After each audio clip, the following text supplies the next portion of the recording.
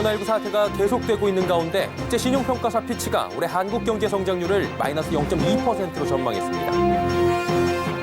코로나19가 진정되더라도 저금리 기조가 장기화되면 투자 유인이 줄어 경기가 살아나지 못할 수 있다는 부정적 전망이 나왔습니다. 대방건설이 협력사의 일감을 몰아주기 위해 입주 예정자들의 단지 관리단 구성을 방해하고 있다는 주장이 제기됐습니다.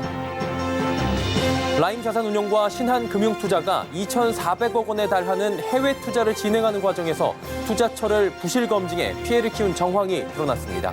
센 경제라이브 시작합니다.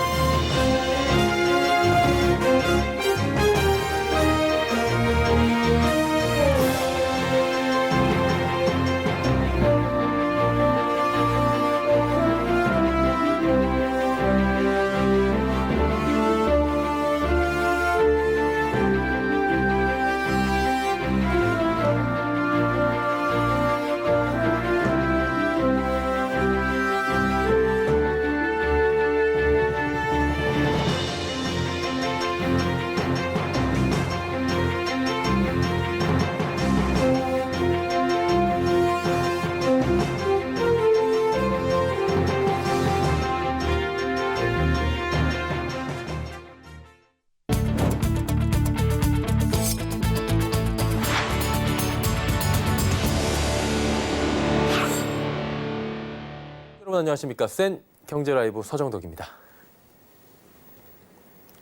국제신용평가사 피치가 올해 한국 경제는 코로나19 여파로 역성장할 것이라며 성장률을 당초 0.8%에서 마이너스 0.2%로 하향 조정했습니다.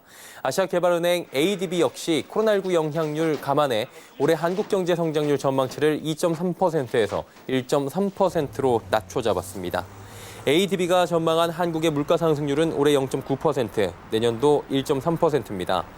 ADB는 또 아시아 46개 회원국의 성장률이 작년 5.2%에서 올해 2.2%로 하락한 뒤 내년 6.2%로 반등할 것이라 예측했습니다.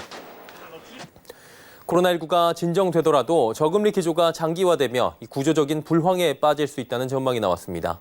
한국금융연구원은 지난달 31일 코로나 경제 위기와 제로금리 시대로 주제로 한 학술 행사에서 코로나19가 진정되더라도 국내외 저금리 기조가 장기화되며 단기적으로는 투자 수요는 촉진되겠지만 기대 인플레이션율이 떨어지면 투자 유인이 줄어 경기가 살아나지 못할 수 있다고 지적했습니다. 금융연은 경기 부진의 통화 당국은 다시 금리를 내리고 가계부채는 확대되는 악순환이 반복될 것이라며 부실 기업의 구조 조정도 지연돼 경제 전체 활력이 떨어지고 비효율성이 누적될 수 있다고 덧붙였습니다. 이어 금융연은 저금리 기조 장기화가 구조적 불황으로 번지는 것을 막기 위해서는 위험 자산으로 쏠림 현상을 막고 은행의 자금 중개 기능을 강화하는 등 실물 경제 기반을 강화할 필요가 있다고 강조했습니다. 주요국 경기 부양책에 대한 기대감과 생각보다 양호한 경기 지표에도 심각해지는 코로나19 글로벌 확진세와 잇따른 경고에 국내 증시는 변동성이 심화된 모습입니다. 코스피는 1,700선을 두고 등락을 거듭하며 상승과 하락을 반복했는데요. 자세한 한 주의 증시 흐름 앵커 리포트에서 정리해드립니다. 이번 주 코스피는 0.45% 상승한 1725.44의 거래를 마감했고 코스닥은 9.6% 오른 573.01포인트의 거래를 마쳤습니다. 거래소는 기관과 외국인이 4,099억 원, 1조 9,922억 원씩 순매도했지만 개인이 2조 3,540억 원을 매수하며 지수를 방어했습니다. 코스닥 시장 역시 기관이 927억 원, 외국인이 2,790억 원을 팔았지만 개인이 4,262억 원을 매수하며 강세장을 만들었습니다. 잇따른 코로나19 상황 악화 경고에 위험자산 선호 심리가 꺾이는 모습도 보였습니다. 도널드 트럼프 미국 대통령은 매우 고통스러운 2주가 될 것이라는 경고를 남겼고 펜스 부통령과 뉴욕 주지사 역시 비관적 전망을 내놓으며 증시 변동성이 심화됐습니다. 다만 사우디와 러시아의 감산 합의 기대감에 국제 유가는 하락세를 멈추며 반등에 성공했고 증시에는 긍정적 시그널을 줬습니다. 코로나19 사태가 장기화되며 관련 테마주가 생성되고 그 안에서 지속적으로 순환매가 이루어지고 있습니다. 진단시약 관련주인 시젠과 수젠텍 등이 조정을 받았지만 치료제 관련 신풍제약, 부광약품 등과 원격 지원 관련 YBM넷, 언택트 관련주 알서포트 등의 움직임도 활발했습니다. 코로나19로 인해 관심도가 상대적으로 떨어지긴 했지만 이달 15일에는 제21대 국회의원 선거가 있습니다. 총선을 앞두고 후보들 관련 테마주들도 움직이기 시작했는데요. 특히 차기 대권주자 관련 종목들의 움직임이 활발했습니다. 이낙연 전 총리 관련 남선알미늄, 남화산업 등과 황교안 미래통합당 대표 관련 한창제지, 안철수 국민의당 대표 관련 안랩과 써니전자 등의 움직임이 활발했습니다. 다만 정치 관련 테마주는 주가 변동성이 심하고 해당 정치인과 기업의 사소한 연결고리로 엮이는 경우도 많은 데다 기업 가치에 따른 투자가 아닐 수 있기 때문에 투자에는 각별한 주의가 필요합니다. 주요국 글로벌 정책 공조와 생각보다 양호한 미국과 중국의 경기 지표가 발표되고 있습니다. 국내 수출 실적 등도 선방했다는 평가를 받지만 안심하기엔 아직 이르다는 증권가의 평가입니다. 코로나19의 직접적 영향권에 들어가는 4월 지표의 확인과 7일 발표되는 삼성전자 실적 가이던스 등의 확인이 필요해 보입니다. 또한 코로나19 글로벌 확진세와 악화되고 있는 미국 실업률 등의 변수를 고려하자고 전문가들은 조언합니다. 서울경제TV 서정덕입니다. 코로나19로 셧다운 위기에 직면한 항공업계가 정부의 신속한 정책자금 지원을 호소했습니다. 오늘 한국항공협회는 국토교통부와 기획재정부, 금융위원회 등의 호소문을 전달하고 84만 명의 항공산업 종사자들이 고용 불안 위기에 직면해 있다며 무급휴직 등 자구책만으로는 생존이 불가능한 상황이라고 밝혔습니다. 이를 극복하기 위해 전체 항공사에 대한 무담보 저리 대출 확대와 채권에 대한 정부의 지급 보증 등 대규모 정책자금 지원 확대 등을 촉구했습니다. 전 세계 181개국의 한국발 입국 금지와 제한 조치에 따라 3월 넷째 주 기준 국제선 여객은 96%가 급감했고 국적 항공사 여객기 374대 중 324대가 멈춰 있는 상황입니다. 기존의 말라리아나 에볼라 등에 쓰이는 치료제 중 코로나19에 효과가 있는 약을 찾는 작업에 전 세계 이목이 집중되고 있죠. 코로나19 치료제로 물망에 오른 렘데시비르와 클로로퀸 등은 이제 익숙한 이름이 됐는데요. 이 가운데 코로나19 완치자의 혈액으로 치료제 개발에 나선 국내 제약사들이 속속 중간 성과를 알리며 항체를 활용한 치료제에도 관심이 높아지고 있습니다. 정훈규 기자가 전해드립니다. 셀트리온이 코로나19 항체 치료제 개발 2단계로 시험관에서의 항체 중화 능력 검증에 돌입했습니다. 앞서 셀트리온은 치료제 개발 1단계로 완치자의 혈액에서 300여 개의 항체를 찾아냈습니다. 2단계에서는 이 중 신종 코로나 바이러스의 가장 강력한 2개에서 3개의 항체를 선별합니다. 쉽게 말해 이미 신종 코로나 바이러스와 싸워 이긴 경험이 있는 항체들 중에서 정예군을 뽑아내는 겁니다. 정예 멤버로 합성된 항체가 바이러스를 무력화하는 게 확인되면 다음 달부터 대량 생산 체제를 갖추고 동물 임상을 진행한 뒤 7월 중 인체 임상에 돌입할 계획입니다. GC 녹십자는 하반기에 코로나19 혈장 치료제를 상용화하겠다고 선언했습니다. 완치자의 혈액을 활용하는 것은 셀트리온과 같지만 과정이 보다 간소해 개발 속도가 빠르다는 설명입니다. 혈장은 혈액에서 적혈구와 백혈구, 혈소판을 빼고 남은 액체인데 완치자의 혈장에는 항체가 다량으로 들어있습니다. 녹십자는 항체를 일일이 선별하는 과정 없이 혈장 안에 항체가 모여있는 면역 단백질만 분리해내 치료제로 만듭니다. 허은철 GC 녹십자 사장은 치료적 확증을 위한 임상을 조만간 시작할 것이라며 치료제는 가장 시급한 중증 환자 치료와 일선 의료진과 같은 고위험군 예방 목적으로 개발하는 것이라고 말했습니다. 한편 갑작스런 코로나19 사태 이후 기존 약 중에서 코로나19 치료제를 찾는 작업이 세계적으로 활발했지만 최근엔 완치 환자의 항체에 주목해야 한다는 목소리가 나오고 있습니다. 로이터 통신은 중국 연구진을 인용해 항체를 활용한 치료 방안이 코로나19 치료와 예방에 효과적인 대안이라고 했고 미국 CBS는 항체가 코로나19 퇴치에 주요 역할을 할 것이라고 보도했습니다. 서울경제TV 정훈규입니다. 경기도 일산에 입주를 앞둔 한 오피스텔 단지에서 입주 예정자들이 단지 관리단을 꾸리는데 애를 먹고 있다고 합니다. 이들은 시공사인 대방건설이 협력사인 대덕하우징에 일감을 몰아주기 위해 입주민들을 방해하고 있다고 주장합니다. 저희 서울경제TV 취재 결과 실제 현장에선 아직 관리업체가 선정되지도 않았는데 대덕하우징 직원과 입주 예정자들이 대치하는 모습을 보였습니다. 일산에 무슨 일이 벌어지고 있는 걸까요? 그 현장에 지혜진 기자가 다녀왔습니다. 지랄? 지랄한 말 아니야. 혼자 한 말이야. 반말하지 마세요. 너나 하지 마. 오는 5월 입주를 앞둔 경기도 고양시 일산 DMCT 스카이뷰 사전 점검 현장. 입주 예정자와 용역업체 직원이 막말을 하며 언쟁을 벌이고 있습니다. 입주 예정자들은 단지관리단 구성을 위해 동의서를 받으려는데 시공사인 대방건설이 용역 직원을 동원해 방해하고 있다고 주장합니다. 대방에서는 아예 그럴 시간을 주지도 않고 원래는 사전영업 옆에서 할 수 있는데 그것도 방해를 하거든요. 또 이제 조금 위협적으로 체격이 크신 분들이 나오셔서 좀 욕을 한다든가 그런 쪽으로 충돌이 있었습니다. 입주 예정자들이 단지 관리단을 꾸리는 이유는 관리비 폭탄을 막기 위해서입니다. 이들은 대방건설이 협력사인 대덕하우징을 통해 관리비를 과다하게 청구한 전례가 있다고 주장합니다. 입주 예정자 협의회 관계자는 마곡지구와 송산 신도시, 백옷 신도시 등 대방건설이 공급한 단지 입주민들이 주변보다 관리비가 지나치게 비싸다며 대방건설 측에 이의를 제기한 바 있다고 설명했습니다. 다만 이 단지는 아직 관리업체를 선정하지 않은 상황. 일산 서부경찰서에 확인해보니 현장에는 대덕하우징 직원 10명가량이 질서 유지를 위해 고용됐습니다. 법인 등기부 등본을 떼어보니 대덕하우징 사내이사엔 구상교, 구현우 등 구찬우 대방건설 대표와 혈연관계로 보이는 이름이 등장합니다. 이에 대해 대방건설 관계자는 대덕하우징은 대방건설의 수많은 협력사 중 하나일 뿐이라며 대덕하우징 사내이사까지 확인할 수 없다고 밝혔습니다. 서울경제TV 지혜진입니다. 라임 자산운용 환매 중단을 둘러싸고 각종 의혹이 끊임없이 나오고 있는 상황입니다.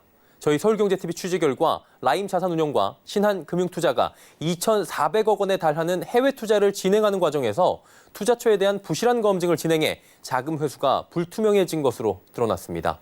심지어 이 사기업체에 먼저 투자를 제안하기도 했다고 하는데요. 전혁수 기자가 단독으로 보도해드립니다.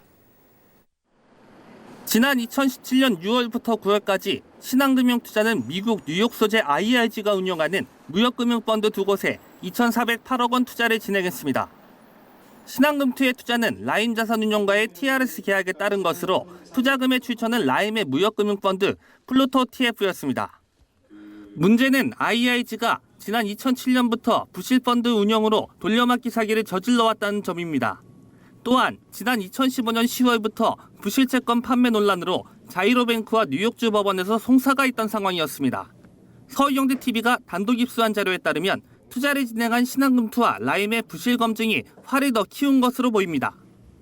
당초 신한금투가 IRG에 투자한 금액은 7천만 달러였는데 신한금투와 라임 측이 IRG의 추가 투자 의사를 적극 밝히며 투자금이 1억 9천만 달러까지 늘어났습니다.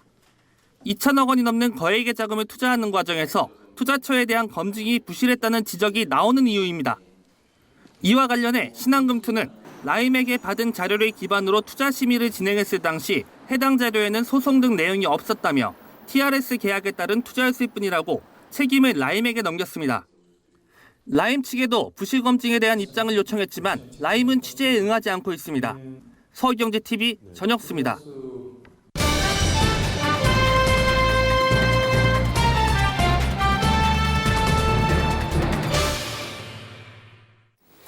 라임 자산운용과 신한금융투자가 TRS 계약을 맺고 미국 무역금융펀드에 투자했다가 대규모 손실을 냈다는 보도 조금 전에 저희가 해드렸죠. 전혁수 기자, 이소연 기자와 함께 조금 더 들어가 보도록 하겠습니다. 두 분 어서 오세요. 안녕하세요. 네, 라임 환매 중단 사태가 굉장히 시끌시끌한 상황인데 현재까지의 상황 조금 짚고 넘어가 보도록 하죠. 네, 일단 가장 먼저 환매 중단이 선언됐던 플루토 FI-D-15 펀드와 테티스 2호 펀드에 대한 실사 결과는 지난 2월에 발표가 됐습니다. 예.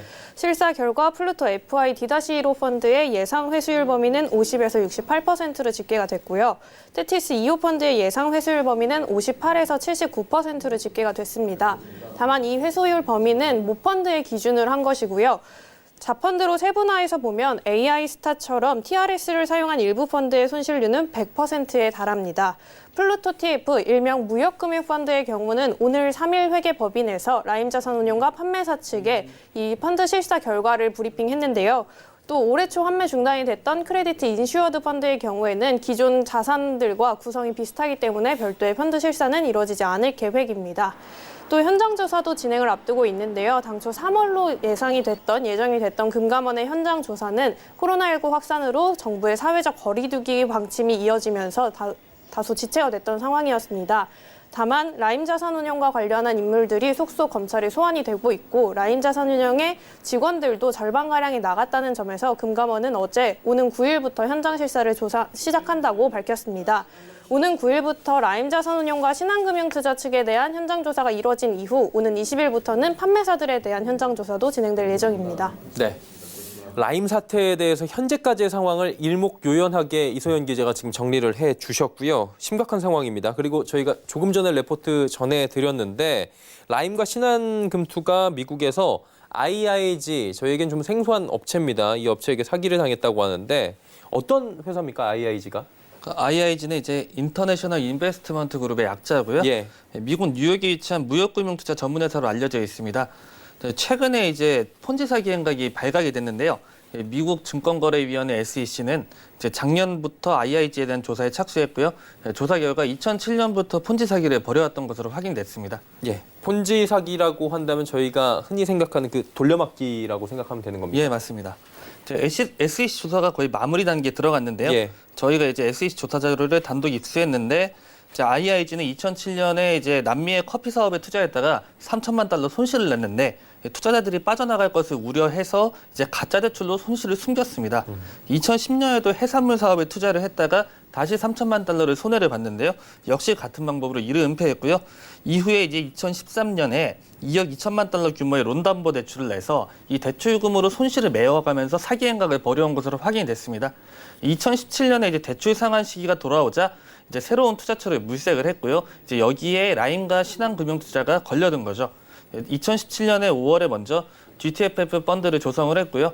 여기에 이제 신한금투와 라임이 9천만 달러 중에서 7천만 달러를 투자를 했습니다. 이후에 IIG가 STFF 펀드를 또 조성을 하는데 이 조성 금액은 이제 1억 3천만 달러에 이르는데요. 예. 이건 먼저 라임과 신한 측에서 제안을 했고 이쪽에서 투자한 금액이 1억 2천만 달러에 이르는 상황입니다. 예. 어쨌든 간에 쉽게 좀 설명을 해드리자면 돈이 없던 겁니다. 그래서 새로운 투자자를 만나서 계속 소위 말해서 돌려막기 사기를 펼치던 와중에 신한금투와 라임이 지금 걸려든 것이고요. 전혁수 기자의 취재대로 좀 빌어서 말씀을 드리자면 먼저 제안을 했다라는 부분인 거예요. 레포트 보니까 또 소송이 있었다고 하는데 소송은 어떤 내용이었습니까? 저희가 이제 2015년 10월 29일에 소송이 있었던 사실을 확인했는데요. 예. 네덜란드령 키라소에 소재한 이제 자이로뱅크가 IIG가 부실 채권을 판매했다며 소송을 걸었습니다. 예. 그래서 IIG는 자이로뱅크로부터 9,300만 달러 규모의 부당대출을 받은 걸로 확인됐고요. 이 일로 자이로뱅크의 전직 은행장인 에릭 가르시아 씨가 횡령, 회계조작 혐의로 징역 4년을 선고받고 보육 중입니다. 당연히 IIG는 대출금을 상환하지 않았고요. 자이로뱅크는 현재 파산한 상태입니다. 소송이 먼저 앞서 있었던 거죠, 투자하기 전에. 예, 맞습니다.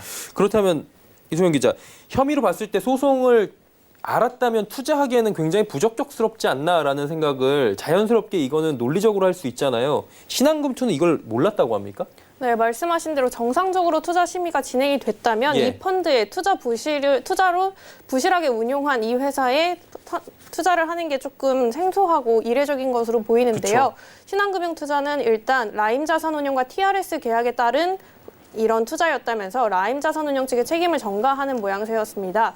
라임 자산운용의 판단에 따라 투자를 진행했다는 건데요. 이 부분에 대해서 저희가 그래도 2천억 원에 달하는 자금이 들어가는 투자인데 투자처에 대한 검사를 하지 않았냐, 심의를 하지 않았냐라고 되물었을 때는 IIG 측에 대한 자료를 라임 자산운용에게 받아서 검사를 했는데 이 검사를 하는 과정에서 2015년 소송에 대한 언급이 없었다고 답했습니다.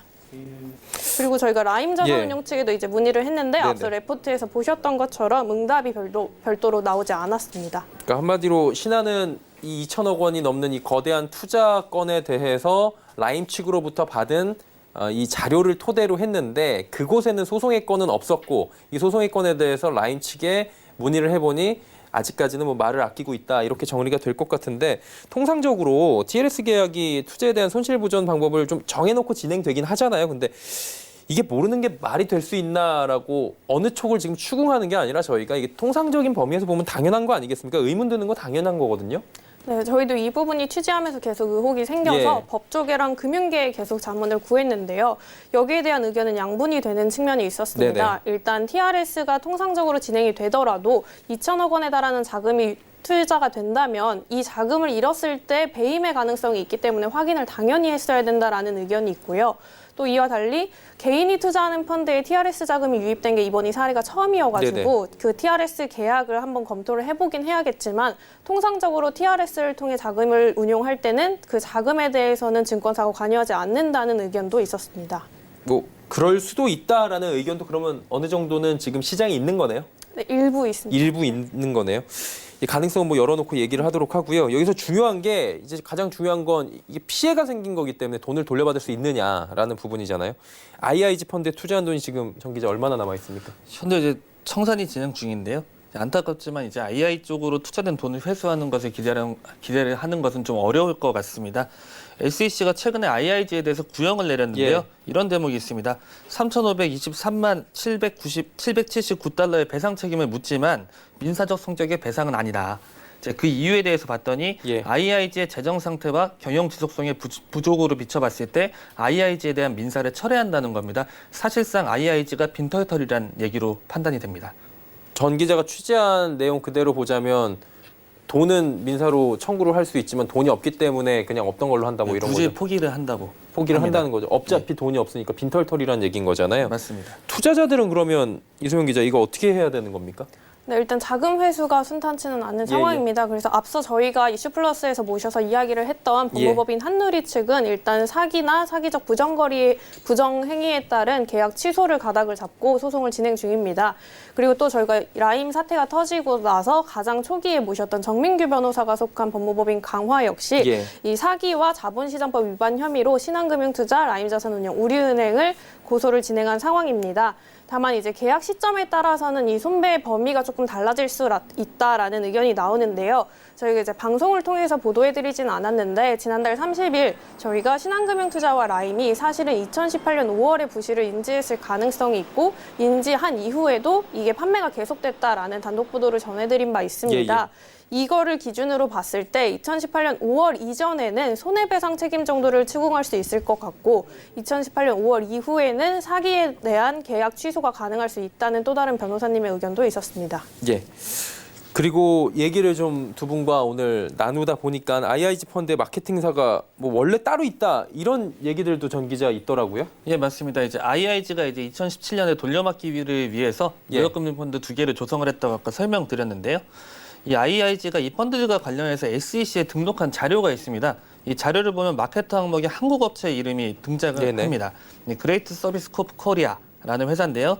이 회사는 이제 서울 여의도에 위치해 있고요. 저희가 등기부등본을 떼보니까 경영 컨설팅, 신재생 에너지 컨설팅, 태양광 관련 부품 도소매, 수출입, 무역업, 무역 중개업을 하는 회사입니다. 대표와 이사들이 이제 모두 성이 같고요. 나이나 주소지 등으로 살펴보면 가족회사로 추정이 됩니다. 특이한 점은 이제 이분들의 국적이 모두 캐나다라는 점이고요. 현재 도피 중인 라임의 이종필 부사장의 국적도 캐나다입니다.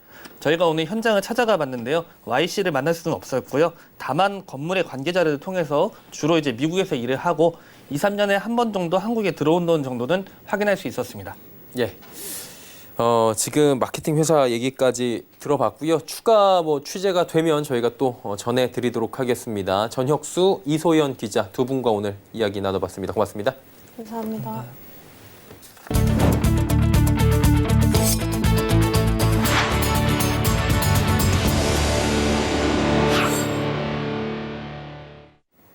하락세를 이어오던 국제 유가가 사우디아라비아와 러시아 간의 감산 협상 가능성에 대한 기대로 20% 이상 폭등했습니다. 코로나19의 시장이 짓눌린 가운데 국제 유가 반등은 위험 투자 심리를 되살릴 수 있는 요인이라 앞으로 추세에 관심이 집중되는데요. 서청석 기자가 전해드립니다. 현지 시간 2일 뉴욕 상업거래소에서 5월 인도분 서부 텍사스산 원유는 전날보다 24.67% 오른 25.32달러의 거래를 마쳤습니다. 런던 ICE 선물거래소의 6월물 브렌트유도 배럴당 21.02% 오른 29.94달러에 거래되고 있습니다. 이날 국제유가는 장중 30%를 웃도는 상승세를 보이기도 했습니다. 미국 CNBC 방송은 퍼센트 기준으로 사상 최고의 상승이라고 보도했습니다. 이 같은 국제유가 상승세의 원인으로 산유국인 사우디아라비아와 러시아의 감산 합의 가능성을 시사한 도널드 트럼프 미국 대통령의 언급이 기폭제가 된 것으로 분석됩니다. 다만 전문가들은 국제유가 상승세가 지속될 것으로 보지 않고 있습니다. 단순히 원유 공급만 늘어난 탓에 가격이 떨어진 게 아니기 때문입니다. 코로나19로 인한 수요 감소가 여전한 상황이라 단기간 내 국제유가 회복을 기대하기 어렵다는 겁니다. 수요가 회복되고 공급이 줄어들어야 됐다는 두 가지 조건이 다 충족이 돼야지 유가가 이렇게 올해 초라든지 작년 수준으로 회복될 것 같은데요. 시간이 조금 오래 걸릴 것 같아요. 희망적인 신호가 나왔지만 산유국 간 감산 합의는 아직 결과를 예측하기 어렵습니다. 수요 감소를 일으킨 코로나19 사태도 여전해 당분간 글로벌 시장이 불확실성에서 벗어나기 어려울 전망입니다. 서울경제TV 서청석입니다. 코로나19 피해 소상공인을 대상으로 한 1,000만 원 직접 대출 신청 건수가 7일 만에 10,000건을 넘어섰습니다. 1,000만 원 직접 대출은 소상공인 시장 진흥공단이 신용등급 4등급부터 10등급 사이인 저신용 소상공인을 대상으로 보증 없이 연 1.5%의 이율로 최대 1,000만 원까지 대출해주는 제도입니다. 코로나19로 어려움을 겪는 소상공인을 위해 마련한 제도인데 시행 직후 신청 건수가 급증하며 대출 재원 조기 고갈에 대한 우려도 나옵니다. 소진공 측은 대출 신청에 속도가 붙으면 향후 1일 접수 건수가 더 늘어날 전망이라며 이 경우 오는 6월 말쯤 재원이 고갈될 수 있다고 전망했습니다. 정부가 코로나19 긴급재난지원금 지급 대상을 정할 때 지급 기준인 소득 하위 70%의 경계선상에 있는 경우 최근 소득을 반영할 수 있도록 보완책을 마련키로 했습니다. 정부는 오늘 긴급재난지원금 범정부 TF회의에서 코로나19로 타격을 입은 소상공인 등 기준 경계선에 있는 가구는 별도 소득 증빙을 받아 반영하겠다고 밝혔습니다. 최근 급격히 소득이 줄었지만 건강보험료에는 반영되지 않은 소상공인과 자영업자 등이 관련 소득을 증빙해서 신청할 경우 반영에 판단할 수 있도록 다양한 보완 방법을 마련한다는 방침입니다. 정부는 추경이 통과되는 대로 최대한 신속히 집행할 수 있도록 하겠다고 밝혔습니다. 신종 코로나 바이러스 감염증 사태로 집에서만 지내는 이른바 집콕 생활이 늘며 2월 온라인 쇼핑 거래액이 25%가량 증가한 것으로 나타났습니다. 통계청이 발표한 2월 온라인 쇼핑 동향에 따르면 지난 2월 온라인 쇼핑 거래액은 11조 9,618억 원으로 1년 전보다 24.5%가 늘었습니다. 이는 2018년 10월 이후 16개월 만에 최대 증가율입니다. 특히 전체 소매 판매액 중 온라인 쇼핑 거래액이 차지하는 비중도 27.7%로 역대 최고치를 기록했습니다. 코로나19의 영향으로 오프라인보다 온라인을 통한 소비를 선호하는 행태가 반영된 것으로 분석되는데요.